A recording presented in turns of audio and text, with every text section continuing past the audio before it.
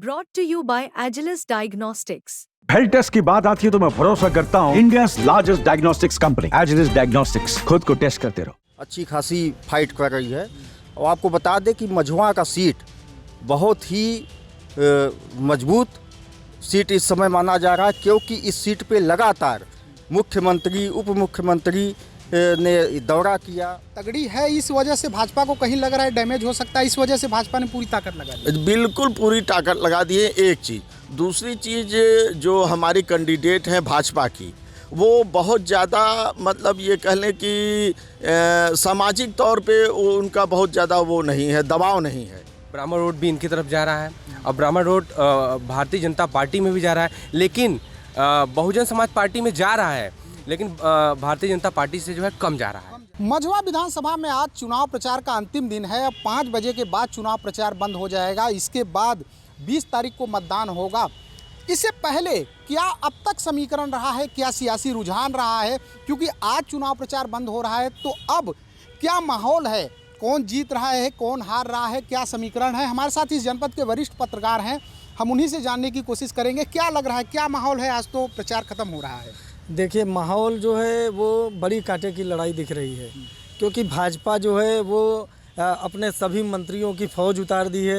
यहाँ पर मुख्यमंत्री 3 बार आ चुके हैं, वहीं डिप्टी सीएम 3 बार उनका दौरा हो चुका है और छोटी छोटी नुक्कड़ सभाएं डिप्टी सीएम कर रहे हैं। तो और समाजवादी पार्टी की तरफ से भी हर बिरादरी के, हर कास्ट के नेता अपने जातियों में जाकर अपना पैठ बना रहे हैं।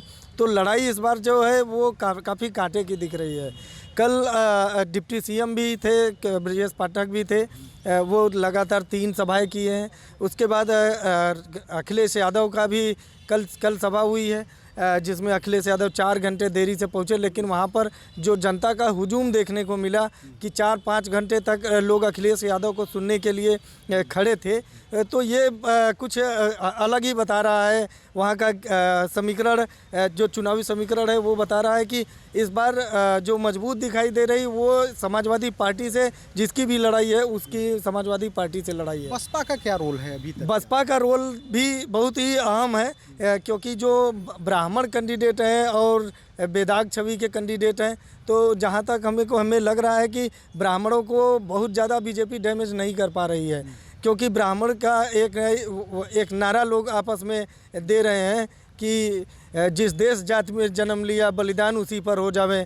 तो ये जो नारा चल रहा है ब्राह्मणों में, तो ये कहाँ तक कारगर होगा ये तो 23 तारीख को गिनती के बाद ही पता चलेगा, लेकिन बीजेपी को ही ज़्यादातर नुकसान उठाना पड़ेगा। तो रिपीट नहीं हो रही आपके हिसाब से? जो 22 का जो माहौल था, ये जो जीते थे लगभग 30-32 हज़ार से जीते थे विनोद बिंद, तो रिपीट नहीं हो रही है? देखिए, विनोद बिंद जीते थे, वो सिंगल बिंद थे। यहाँ पर रमेश बिंद की बेटी भी है, वो भी सिंगल बिंद है। तो यहाँ पर बिंद बाहुल्य और ब्राह्मण बाहुल्य निर्णायक होता है। तो बिंद जो है वो, ब्राह्मण जो है वो तो बट रहे हैं, चाहे 10% बटे चाहे 20% बटे, वो भाजपा पर भी जा रहे हैं और बीएसपी पर भी जा रहे हैं। और जो समाजवादी पार्टी है, वो बिंद वोटर जो है वो बट नहीं रहे हैं। वहाँ पर एक जा वोट जाने का उम्मीद है समाजवादी पार्टी को। उनके साथ निषाद भी जुड़ रहे हैं, उनके साथ क्या कहते हैं पासी समाज जो है वो जुड़ रहा है। तो इस तरीके से छोटी छोटी जो वोट है, यादव समाज है, मुस्लिम समाज है, और मौर्याओं का भी कुछ वोट समाजवादी पार्टी ले रही है, क्योंकि मौर्या लोगों के भी वरिष्ठ नेता भी। लग रहा है कि त्रिकोणीय एक तरीके से लड़ाई है। त्रिकोणीय लड़ाई है। हमारे साथ दीपक जी हैं, वरिष्ठ पत्रकार। दीपक, क्या लग रहा है आपको, क्या माहौल अभी तक आपको समझ में आया, किस तरफ जा रहा है चुनाव? माहौल जहाँ तक अभी सपा और भाजपा के बीच में देखने को दिखाई दे रहा था, इस समय मामला यहाँ पे त्रिकोणीय हो चुका है, जहाँ पे बसपा भी मैदान में इस समय अच्छी खासी फाइट कर रही है। और आपको बता दें कि मझवा का सीट बहुत ही मजबूत सीट इस समय माना जा रहा है, क्योंकि इस सीट पे लगातार मुख्यमंत्री उप मुख्यमंत्री ने दौरा किया। उसके बाद भी आपको मैं बता दूं कि यहाँ पे दीपक तिवारी जो बसपा से हैं, बसपा से भी वो काफ़ी मजबूत स्थिति में इस समय दिखाई दे रहे हैं। और जो मझवा का ये सीट है, ये बहुत ही अहम आपको लग रहा है कि बीजेपी यहाँ से रिपीट कर रही है या समाजवादी पार्टी जो पुराना, चूंकि इसका किला रहा है समाजवादी पार्टी, बसपा का पुराना किला रहा है, समाजवादी पार्टी कभी ये सीट नहीं जीत पाई, तो आपको लग रहा है कुछ परिवर्तन दिखेगा यहाँ पे? जी, इस बार तो परिवर्तन दिखाई दे रहा है, क्योंकि भाजपा से लोग इस समय वहाँ काफ़ी नाराज़ दिखाई दे रहे हैं, क्योंकि लगातार 2 बार उनके विधायक वहाँ पे रह चुके हैं और उसके बाद भी कोई काम वहाँ पे नहीं हुआ है। इससे पहले बसपा से डॉक्टर जिनकी ज्योति बिंद लड़ रही हैं, उनके पिताजी 3 बार बसपा से वहाँ विधायक रह चुके हैं, उसके बाद भी वहाँ कोई काम नहीं हुआ। जिसके बाद लेकिन सबसे बड़ी बात यह है कि बिंद वोट जो है वो कहीं नहीं जा रहा है, वो ज्योति बिंद के ही खाते में दिखाई दे रहा है। और सबसे बड़ी बात है कि सपा के पास वहाँ मुस्लिम वोट, यादव वोट जो भी है, बिंद बिरादरी के अलावा ये वोटें भी सपा में जाती दिखाई ब्राह्मण क्या बट रहे हैं या फिर आपको लग रहा है? नहीं, ब्राह्मण तो बट रहे हैं, 10 से 20% ब्राह्मण बटेंगे, लेकिन ज़्यादातर ब्राह्मणों का ये कहना है, जहाँ तक कि अभी हम लोग ने भी वहाँ जाके सर्वे किया, तो ये दिखाई दे रहा है कि कहीं ना कहीं ब्राह्मण वहाँ पे दीपक तिवारी के पक्ष में दिखाई दे रहा है। हमारे साथ समीर सर हैं। सर, क्या माहौल आपको दिख रहा है, क्या लग रहा है आपको? देखिए, मझवा में जो इस समय स्थिति है वो भाजपा और सपा के बीच ही है, उसमें हम त्रिकोणीय लड़ाई नहीं करेंगे, और इसमें भी जो अंतराल रहेगा वो बहुत कम ही रहेगा। और एक बात ये आप समझें कि यहाँ आने वाले जितने भी अब तक 13 कार्यक्रम मुख्यमंत्री के हो चुके, मतलब मुख्यमंत्री और उप मुख्यमंत्री मिला करके 13 कार्यक्रम हो चुके हैं। अब और उसके बाद हर बार ये लोग आ रहे हैं, यही समझा रहे हैं कि ये सीट है, अब इससे सरकार को कोई फ़र्क नहीं पड़ेगा, लेकिन जो है आप लोग देखिए जो आएगा वो काम करेगा, ज्योति आ जाएंगी तो वो काट की गुड़िया टाइप के ही रहेंगी, कुछ कर नहीं पाएंगी।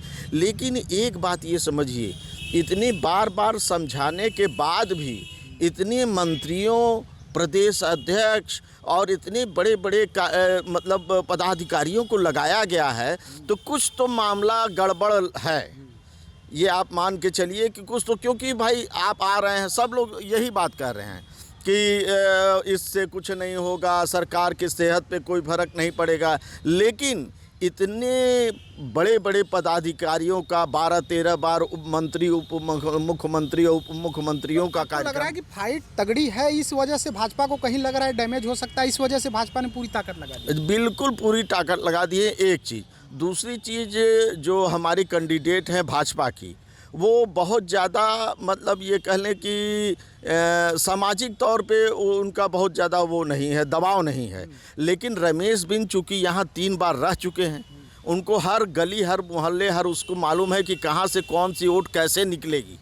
तो वो छोटी बिरादरियों में ये इनका पीडी वाला जो ये फार्मूला है, इसमें यादव मुसलमान में, और इसमें वो खूब तन मन से लगे हुए हैं कि हर तरीके से कि कहाँ से कौन सी वोट कैसे निकलेगी। तो आपको लग रहा है कि समाजवादी पार्टी का खाता खुल सकता है, जो माहौल दिख रहा है, या फिर भाजपा रिपीट कर रही है, या बसपा चूँकि 5 बार जीत चुकी है तो बसपा भी आ सकती है? मतलब आपको क्या लग रहा है, सपा इस बार खाता खुल सकता है? सपा और बसपा की बहुत, हमने कहा ना कि बहुत कम अंतराल से ही रहेगा।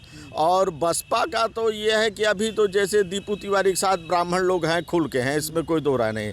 लेकिन बीजेपी के जो आप ब्रजेश पाठक को ले लीजिए, 3 दिन 4 दिन से यहीं डटे हुए हैं, तो ये ब्राह्मणों के वोट को रिझाने की पूरी कोशिश कर रहे हैं कि कम से कम आधे ही कट के आ जाएं, कुछ ही कट के आ जाएं, कि जिससे बीजेपी को बेनिफिट हो जाए। हमारे साथ गौरव हैं।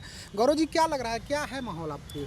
मझवा विधानसभा में इसमें कांटे की लड़ाई है। जैसा कि आपको बता दें कि यहाँ पे सारी पार्टियाँ अपना अलग अलग काम कर रही हैं। जैसे कि समाजवादी पार्टी से ज्योति बिंद चुनाव लड़ रही हैं, तो ज्योति बिंद हर गांव मोहल्ले में जाके प्रचार कर रही हैं। उसके बाद बहुजन समाज पार्टी से जो ये दीपू तिवारी लड़ रहे हैं, ये भी प्रचार कर रहे हैं। उसके बाद ये जो है कि बीजेपी से सुष्मिता मौर्य भी हैं। तो हम आपको बता दें कि ये जो सुष्मिता मौर्य जी हैं, इनके तरफ से बड़े यहाँ पे 3 बार जो है कि मुख्यमंत्री आए।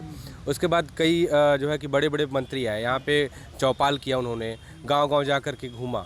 लेकिन हम आपको बता दें कि यहाँ मझवा विधानसभा में सपा और बहुजन समाज पार्टी का टक्कर दोनों में है, भाजपा कहीं नहीं है, लड़ाई में नहीं है भाजपा। हाँ, इसलिए नहीं है कि पहली चीज़ जो ये कैंडिडेट हैं, ये ना जो भाजपा की कैंडिडेट हैं, इन्हें कोई नहीं जानता। हमने सर्वे किया एक है, बार विधायक रही हैं। रही हैं, लेकिन कोई काम नहीं था इनका, कोई काम इन्होंने नहीं किया। यह मैं नहीं बोल रहा हूँ, यहाँ की जनता बोल रही है। तो कहीं ना कहीं यह देखा जा रहा है कि दीपक तिवारी भी मजबूत पड़ रहे हैं, इसलिए कि दीपक तिवारी ये बिन्नानी से चुनाव भी लड़े थे, नेता भी रहे हैं बिन्नानी कॉलेज के। उसके बाद ब्राह्मण रोड जो है, ब्राह्मण रोड भी इनकी तरफ जा रहा है, और ब्राह्मण रोड भारतीय जनता पार्टी में भी जा रहा है, लेकिन बहुजन समाज पार्टी में जा रहा है, लेकिन भारतीय जनता पार्टी से जो है कम जा रहा है। बस यही है। आपको लग रहा है कि क्या ब्राह्मण वोट निर्णायक हो गया है इस स्थिति में, जब बिंद वोट एक तरफ दिख रहा है, अदर वोट एक तरफ दिख रहा है, तो ब्राह्मण वोट जो कि काफ़ी संख्या में ब्राह्मण है, एक निर्णायक वोट माना जाता है। आपको लग रहा है कि इस बार जीत हार उसी की होगी जिधर ब्राह्मण समाज जाएगा? बिल्कुल, इसमें कोई दो राय नहीं है। आप देख लें कि ब्राह्मणों को रिझाने के लिए, अब बता तो दिया कि 3-3 दिन से उप मुख्यमंत्री यहीं डेरा डाल के रखे हुए हैं। वो जान रहे हैं कि अगर ब्राह्मण वोट इनको नहीं मिला तो निश्चित ही भाजपा का नुकसान है। इसलिए जो है ब्राह्मण वोट निश्चित, अच्छा, ब्राह्मणों का और बिंदों का बाहुल्य क्षेत्र है, और हर बार यही लोग निर्णय करते हैं कि कौन जीतेगा कौन हारेगा। ज़्यादातर एक तरफा वोट जिसकी तरफ पड़ गया वही जो है जीतता हारता है। तो इसलिए ब्राह्मण वोट निश्चित रूप से जो है निर्णायक है ही। आपको क्या लग रहा है दीपक जी, ब्राह्मण वोट निर्णायक हो रहा है यहाँ पे? जी एकदम, मझवा में ब्राह्मण बाहुल्य इलाका माना जाता है, और ब्राह्मण इस बार पूरी तरीके से मन बना चुके हैं कि हम किसी को भी दे, कोई हमारा भरोसा विश्वास नहीं करता। सबसे बड़ी बात यह है कि यहाँ पे प्रबुद्ध सम्मेलन करते हुए यहाँ पे दिखाई दिए ब्रजेश पाठक, जो कि ब्राह्मण वहाँ पे पार्टी के लिए ब्राह्मण वो हैं, लेकिन सबसे बड़ी बात यह है कि इसके बावजूद भी वहाँ के ब्राह्मण इस बार दीपक तिवारी के पक्ष में ही दिखाई दे रहे हैं।